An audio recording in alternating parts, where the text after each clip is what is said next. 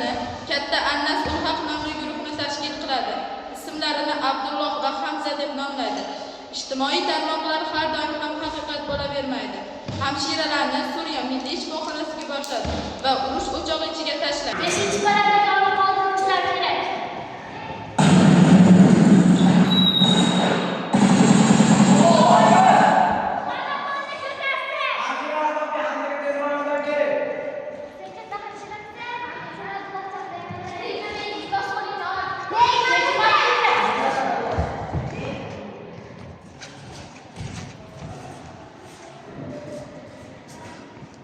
Qanday chekasizlik?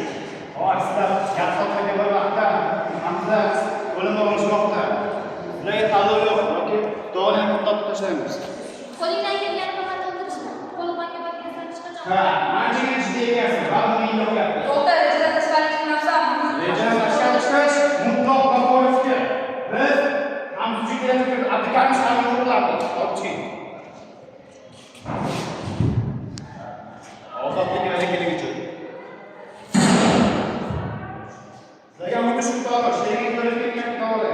Shundan biz rozimiz davolaymiz.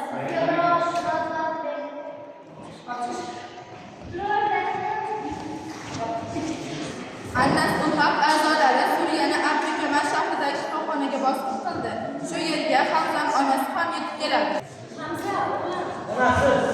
Qachongacha bu ishlarni davom ettirmoqchisan? Men Telegramni o'ldirib bo'ldik. Bu yerga faqat o'qish uchun kelmaganmisan? Bugungi yo'lga bo'lgan aholisiman. Menga ishongan odamlar bor, do'stlarim bor. Ularni qaydan tashlab ketaman? Onajon, ona yana bir missiya bo'ldi, hammasi tugaydi.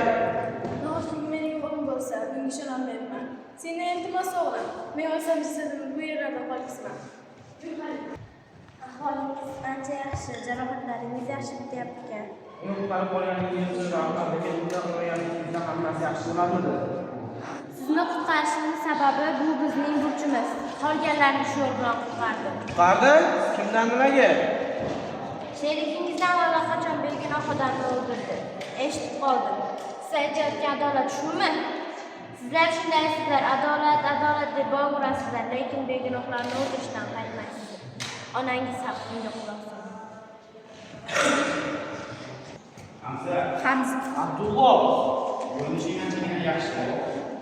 Agar tayyor bo'ladigan bo'lsa, keyin sen boshlaymiz. Qo'ysan Hamza, sen do'stlik bilan Afrika shahrida qo'yaman. Bu yo'limiz noto'g'ri.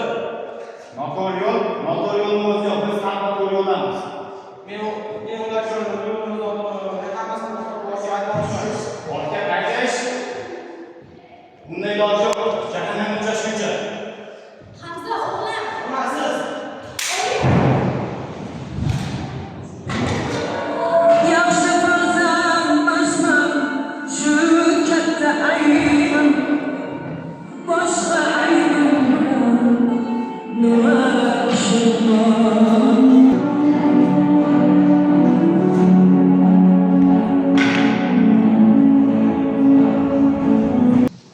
Vatanga qaytish operatsiyasi muvaffaqiyatli yakunlandi.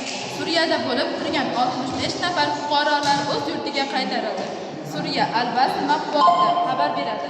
Abdulloh turli xil jarohatlar tufayli halok bo'ldi.